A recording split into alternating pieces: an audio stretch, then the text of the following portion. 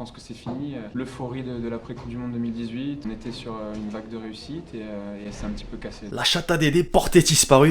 L'équipe, j'espère que vous allez bien. Aujourd'hui, je voulais qu'on parle de l'équipe de France.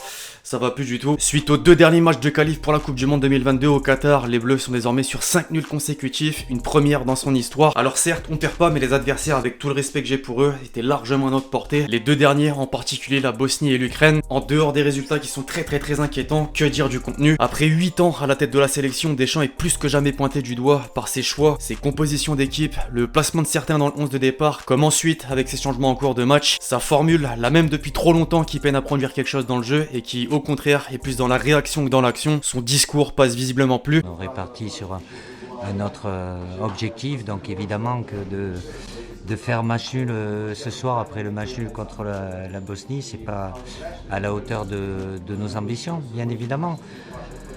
C'est une période plus difficile, évidemment. Il y a le scénario catastrophe qu'on a en première mi-temps où on peut ouvrir le score et derrière on se fait mener au score. Il y a eu réaction, mais on est plus dans la réaction que dans l'action, forcément. Donc, face à des adversaires qui nous proposent souvent le même cadre avec densité et grosse présence défensive. Et on peut le dire clairement et simplement, on se fait chier en regardant un match de l'équipe de France depuis quelques temps. Alors est-ce le moment selon vous de passer à autre chose, de changer de sélectionneur et évidemment penser à Zizou qui n'attend qu'un coup de fil de Le Gret pour prendre le relais? J'ai peut-être déjà une idée de votre réponse. On va revenir sur tout ce qui n'a pas fonctionné en attendant le prochain match contre la Finlande. Avant ça, l'équipe, je rappelle que OneFootball sponsorise cette vidéo, l'application numéro 1 sur toute l'actualité du ballon rond. Il y a pas mal d'articles intéressants sur la trêve actuellement, justement. C'est gratuit et dispo en description. Au passage, pensez à lâcher votre meilleur pouce bleu pour le soutien, le référencement. Comme d'habitude, on est ensemble. Merci vraiment pour ceux qui le font. On pouvait pas aborder un sujet d'actualité sans ouvrir ne serait-ce qu'une petite page presse sportive. Il y a quelques jours, l'équipe mettait un point d'honneur sur la nécessité des Bleus de se racheter contre la Bosnie, 2 mois après la désillusion contre la Suisse en 8ème de finale de l'Euro. La rentrée s'est pas passée comme prévu. L'équipe de France a dû se contenter du point du nul à la Méno. Le trio d'attaque Grisy, Mbappé et Benzé a même terminé sur le banc. Alors peut-être un faux pas, le temps de reprendre ses marques. Bah non, malheureusement 3 jours plus tard, nouvelle déception pour les tricolores. La 5ème de suite à Kiev contre l'Ukraine, la plus longue disette depuis 8 ans. 8 ans. Les Bleus ne perdent pas, mais ne gagnent pas non plus comme le note la Provence et ne sont surtout toujours pas convaincants à un an de la Coupe du Monde pour le Parisien. Une grosse remise en question s'impose. Dans ces 2 matchs catastrophiques, c'est le terme, beaucoup de choses n'ont pas fonctionné et des joueurs sont directement concernés. À commencer contre la Bosnie par Lemar, titularisé dans un milieu à 3 avec Pogba et Verretou. Il a perdu énormément de ballons, dont un qui a causé l'ouverture du score de Dzeko. Le sélectionneur n'a eu d'autre choix que de le remplacer à la 46e par Tchouaméni. Lui, en revanche, a eu son impact. Hâte de le revoir à l'avenir. Koundé, ensuite. Dédé n'a toujours pas compris que son poste n'est pas à droite. Forcément pas dans les meilleures dispositions, comme à Séville dans l'axe. Lui n'a pas eu besoin d'un changement pour sortir. Son envie de meurtre à la 49e a suffi.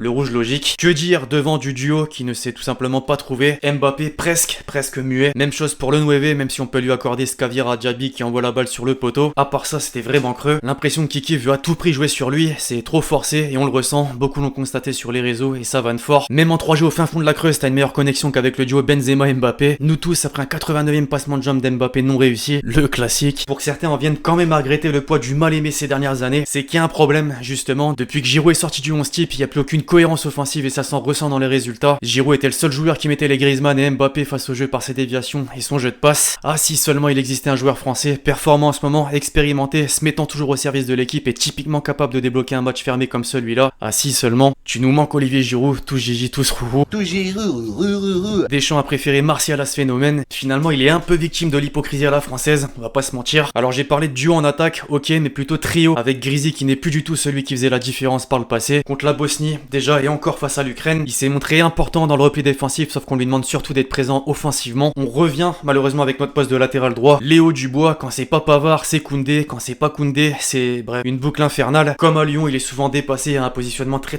douteux. Va falloir essayer autre chose, Mukele ou même Klose, sans faire de chauvin, mais j'avoue je l'aime beaucoup. En défense, on peut également mentionner Presco, Kipembe qui est en grosse difficulté depuis un moment, que ce soit avec le PSG ou avec les Bleus, en perdant 2 mètres alors qu'il était à la même hauteur du centreur au départ. Il est clairement le fautif sur le but de Chaparenko. Dans Dans la liste, je peux également ajouter Rabiot, même si Cédric il est pas vraiment aidé par son placement sur la gauche du milieu de terrain. C'était pas glorieux, loin de là. La faute, justement, à celui qui est au cœur du débat, Deschamps. Coup de gueule logique, j'ai un peu tout dit en intro. Ses choix sont incompréhensibles. Que dire du jeu horrible? Avant, il y avait la gagne pour le cacher. Maintenant, c'est plus le cas et ça se voit. On est nombreux à se rejoindre sur un 11 de départ. Maignan, Mukele, Lucas Hernandez dans l'axe, son frère à gauche, Coman avec la triplette de base. Et encore, s'il y avait que ça, alors est-ce qu'il faut un changement?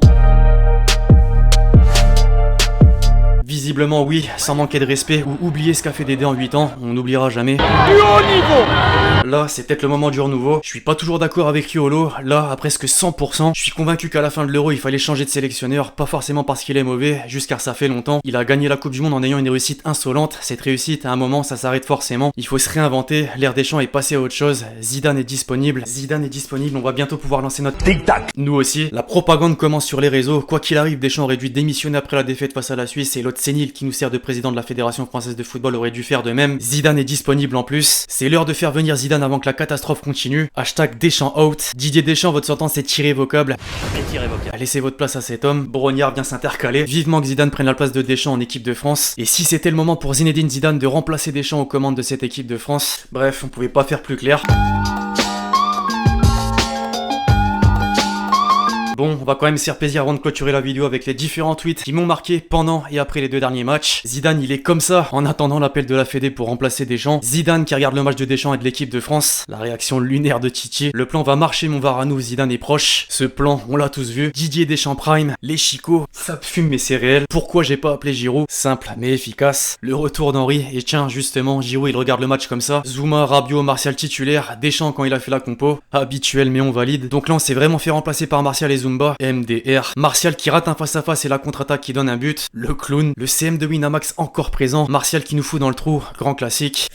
La ref, une masterclass. Kipembe depuis le début de saison. Ce croisons-les restera gravé. Zeko et maintenant Yaremchuk. Il faut sauver le soldat Kipembe. Il a pris tarif lui aussi quand même. Pogba dès qu'il voit un appel de Dubois. L'aveugle on l'a tous vu. Paul Pogba quand Léo Dubois lui fait un appel dans la profondeur. Vaut mieux pas que je réponde. Oh ce prank de Greg Guillotin. Ça me fume Pogba à chaque passe on dirait vraiment ça. Le sombrero de Pogba. Cette fois avec le CM de BetClick. Enfin un dernier pour la route, ce retour du karma depuis cette une. Bizarrement je préférais quand personne ne nous enviait Giroud mais qu'on gagnait la Coupe du Monde. Bizarrement il a totalement raison. Bref, voilà l'équipe, c'est tout pour cette vidéo sur la situation de l'équipe de France. J'espère que vous l'avez kiffé, je compte sur vous, c'est le cas pour lâcher votre meilleur pouce bleu. Dites-moi en commentaire si vous êtes d'accord avec la plupart des gens finalement qu'il faut un changement en équipe de France, remplacer Deschamps ou peut-être lui laisser une chance. Voilà, dites-moi en commentaire tout simplement. D'ici là on se retrouve très vite sur la chaîne pour de nouvelles vidéos. C'était Lexitier, ciao ciao.